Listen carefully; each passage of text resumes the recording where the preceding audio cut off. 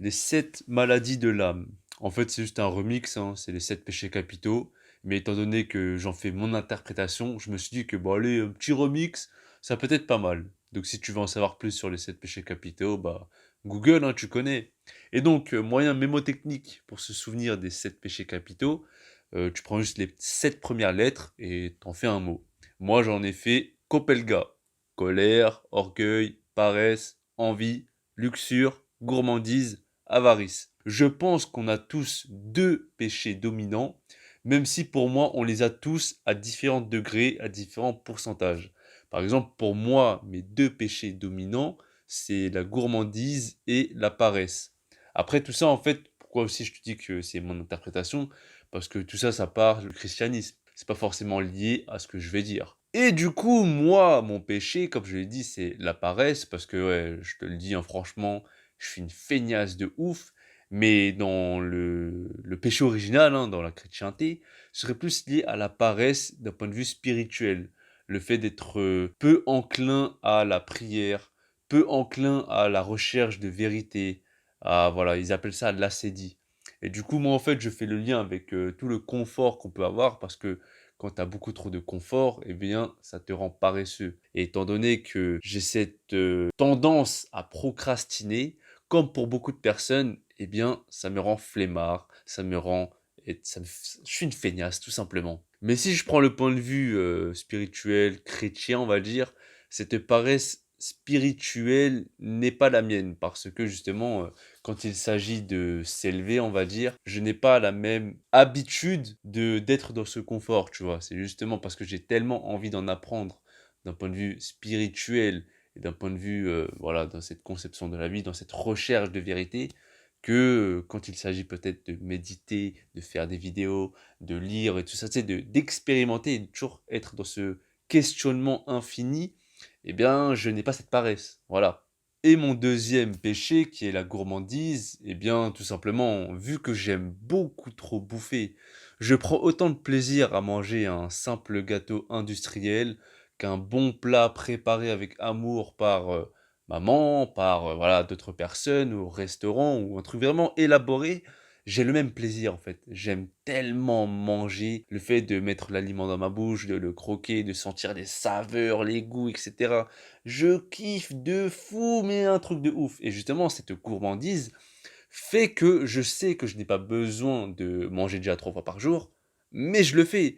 Bon, je devrais reprendre le jeûne, hein, mais étant donné que j'aime beaucoup trop bouffer, eh bien, je mange, bien sûr, plus que je ne devrais, que ce soit en termes de fréquence et de quantité, parce que ouais, 3 fois par jour, mais sinon, je vais pas te mentir, je te tape des bols de riz comme as. Je le ressens, en fait, ce circuit de dopamine qui parcourt mon cerveau, ça part en couille. Et du coup, ça, c'est vraiment les deux péchés dominants me concernant. Maintenant, comme je l'ai dit, hein, je pense qu'on a tous, à différents degrés et pourcentages, ces autres péchés. Par exemple, la colère, par différentes phases dans lesquelles je suis passé. J'en ai fait d'autres vidéos d'ailleurs où j'en parlais. C'est que quand tu es révolté contre ce monde, quand tu es en colère contre les personnes, cette colère, elle est déjà en toi, elle est déjà en nous. Et c'est un effet miroir qui fait que quand on est en colère, quand on est vraiment frustré par une situation, par des personnes, c'est quelque chose qui sommeille déjà en nous. Après, pour une personne qui a vraiment ce péché qui est dominant dans son être, dans son âme, bah, elle sait en fait qu'elle est toujours frustrée, énervée, impulsif, pour un rien, pour une petite parole, pour, je sais pas, une voiture qui te klaxonne, qui te double, voilà, le mec est en train de péter un câble derrière son volant. Et justement, je vais faire une vidéo entièrement dédiée à la colère. Mais sinon, un autre péché, on va prendre l'orgueil. Quelqu'un d'orgueilleux, ce serait vraiment une personne qui est très fière d'elle-même, qui, à chaque petite provocation, va vraiment tout faire pour répondre et en se mettant en avant, en voulant prouver en fait que c'est moi le meilleur, c'est moi qui suis comme ça, c'est moi le plus intelligent, le plus beau, le plus riche, celui qui est vraiment sous les projecteurs et qui en redemande en fait. Et oui, moi aussi je suis quelqu'un d'orgueilleux étant donné que je fais des vidéos. Mais ça aussi, en fait, j'en parlerai dans une autre vidéo parce que je dis toujours que mes vidéos, c'est vraiment une bénédiction. Mais il y a un côté aussi, c'est une sorte de malédiction dans le sens où ça me fait gonfler mon ego. Mais bon, j'en parlerai dans une autre vidéo. L'envie, on pourrait voir ça par exemple quand quelqu'un autour de toi réussit, commences à connaître le succès, et cetera, il y a cette part d'envie dans le sens où tu aimerais être à sa place ou tu souhaiterais que cette personne n'ait pas ce succès parce que toi, tu ne l'as pas tout simplement. Il y a une sorte de jalousie en fait qui se crée, que ce soit pour, je sais pas, du succès, envers, je sais pas, la carrière professionnelle, envers, les femmes et cetera, tu vois? On ressent cette petite envie en mode: «Tain, pourquoi ça arrive à lui et pas à moi?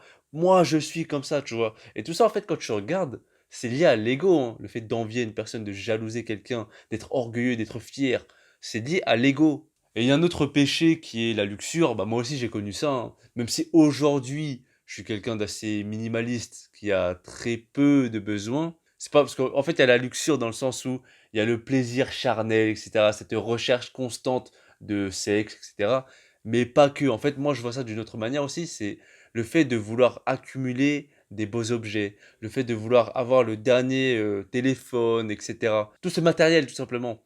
Moi aussi, je suis passé par là parce que quand j'étais au lycée, eh bien, je m'achetais beaucoup de vêtements.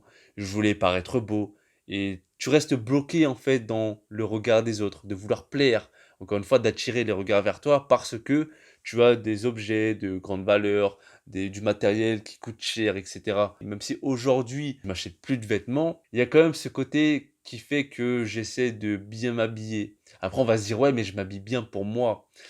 Pas totalement, c'est en fonction du regard des autres aussi. Parce qu'on va pas s'habiller comme une merde. Si tu vas, je sais pas moi, dans un cadre professionnel ou un rendez-vous avec une meuf ou un gars, tu vas pas t'habiller en étant dégueulasse parce que tu sais que tu veux plaire à l'autre personne. Mais pas que, hein, peut-être que, tu sais, il y a d'autres personnes, ils sont là, ils veulent aller dormir dans les putains d'hôtels, ils veulent manger dans les putains de restos. Et ça, pour moi aussi, ça concerne ce luxe, cette recherche de luxe. Le dernier péché, c'est l'avarice. L'avarice, on peut faire facilement le lien avec l'argent.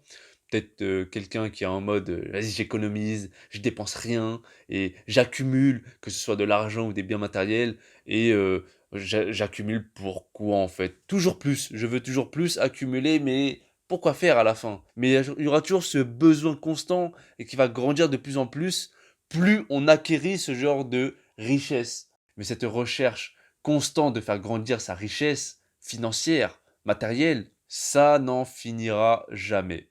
Et donc voilà les différents péchés. Je trouve ça intéressant en fait de connaître quel péché, quelle maladie de l'âme est le plus dominant chez nous, parce que ça te permet peut-être de travailler dessus. Et c'est ça qui est difficile en fait, c'est que même si tu en es conscient, eh bien étant donné que nous sommes des programmes, hein, comme des ordinateurs, eh bien c'est difficile d'en changer. J'ai beau savoir que je suis quelqu'un de gourmand de fou, putain, je mange quand même comme un porc. Pourtant, je le sais, hein, que j'ai pas besoin de manger 3 fois par jour, étant donné que quand je jeûne ou quand je mange moins, eh bien, je me sens mieux. Je continue dans ce schéma. Et c'est ça qui est difficile, encore une fois, c'est de me reprogrammer. Donc, j'ai pu réussir à le faire parce que, voilà, comme je l'ai dit, on passe par différents stades de sa vie. C'était aussi lié à mon âge. Quand j'étais porté vers l'acquisition de vêtements, j'étais au lycée, 16, 17 ans, et donc forcément, je n'étais pas la même personne qu'aujourd'hui. Et par exemple, pour la colère, je pense qu'avec le temps, on s'assagit. Quand tu regardes des vieilles personnes, pas tous, parce qu'il y en a, même s'ils sont vieux, ça reste des gros connards. Cette colère, en fait, diminue avec l'âge, avec l'expérience, avec la maturité et les différentes choses qu'on vit à travers, voilà, à travers la vie, hein, tout simplement. Mais bon, c'est toujours, encore une fois, intéressant de se connaître, hein, parce que c'est connaître les parts d'ombre de sa personne. Que bah, voilà, personne n'est parfait, hein, c'est pas le but d'être parfait. C'est plus tendre, je pense, vers cette perfection pour s'améliorer. Et si on connaît ses péchés, ses maladies, ça peut être une bonne façon de savoir vers où on doit se tourner pour progresser. Étant donné que nous sommes des machines, des programmes, eh bien, il faut le faire consciemment pour que ça devienne inconscient. C'est-à-dire que si je veux travailler sur mon péché de la gourmandise, consciemment, je dois me pousser à jeûner, à moins manger, à mieux manger, pour ensuite que ça devienne inconscient. C'est comme quand tu vois, tu apprends à conduire. Tu es là au début, tu galères avec les pédales, avec la boîte de vitesse, tu es là, tu sais pas quoi faire. Mais une fois que tu sais conduire, bah c'est bon, tu peux parler en même temps, même téléphoner, c'est pas bien, écouter de la musique, etc. Et tu conduis inconsciemment. C'est le même délire là en fait. Du coup, consciemment, le fait de se questionner et de se demander quels sont mes péchés principaux à l'instant T, eh ben, tu as un point de départ en fait, vers où travailler. Et donc voilà ce que je voulais dire. Une courte vidéo, mais bon, voilà. Bah, merci de m'avoir écouté. Merci à toutes les personnes qui vont sur mon Utip. Gratitude infinie. À la prochaine. Paix, rire, amour. Ah ouais, j'ai oublié de dire. De toute façon, le mieux, c'est de se renseigner soi-même hein, sur les 7 péchés capitaux, parce qu'il y a pas mal de choses à apprendre et c'est vraiment très intéressant. Et je pense qu'il y a un mode de vie ou des personnes à prendre en exemple, en modèle pour pouvoir travailler sur ces péchés, sur ces maladies de l'âme, c'est la vie ascétique, la vie des moines ou la vie des samouraïs. Pour ceux qui connaissent un de mes maîtres, Musashi Miyamoto, quand il a écrit le Dokodo. Je vais te le mettre en barre d'infos, mais bref, je vais te parler des moines, puisque quand tu regardes ce qu'ils font, comment ils vivent, et ben ça permet de faire ce travail sur soi pour s'éloigner de ses péchés. Par exemple, quand le moine porte la robe monastique, ça lui permet de s'éloigner du péché de la luxure, puisque il n'est pas vraiment en recherche de biens matériels, d'accumulation ou de richesse avec l'avarice, puisqu'il va toujours se contenter de porter les mêmes vêtements tous les jours. Et ça va beaucoup simplifier sa vie. De même, quand il va se raser le crâne, il n'est pas porté par sa beauté avec une bonne chevelure, contrairement à moi, tu vois. Parce que c'est un des signes en fait qui fait que quand tu rentres dans cet ordre-là, pour t'éloigner de ce goût vers cette beauté, ce genre de futilité en fait. Et c'est pareil, pour s'éloigner du péché de la gourmandise, eh bien les moines, les ascètes, ils vont jeûner. Quand j'ai fait moine, en fait, on mangeait 2 fois par jour. On mangeait à 7 heures du matin et à 11 heures du matin. Et passé midi, on mangeait plus rien. On pouvait boire que de l'eau ou voilà du liquide. Mais on ne mangeait plus d'éléments solides.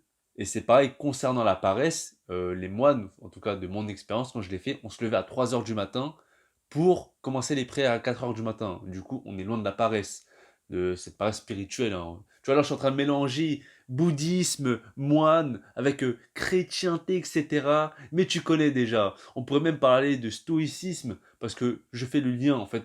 Stoïcisme et bouddhisme, il y a tellement de similarités que, voilà, c'est pour ça que ces deux philosophies me parlent beaucoup. Parce que ces modes de vie, ces philosophies te donnent des clés pour t'améliorer dans ta vie, en fait. Et c'est pour ça que ça m'influence grandement et ça m'a beaucoup apporté.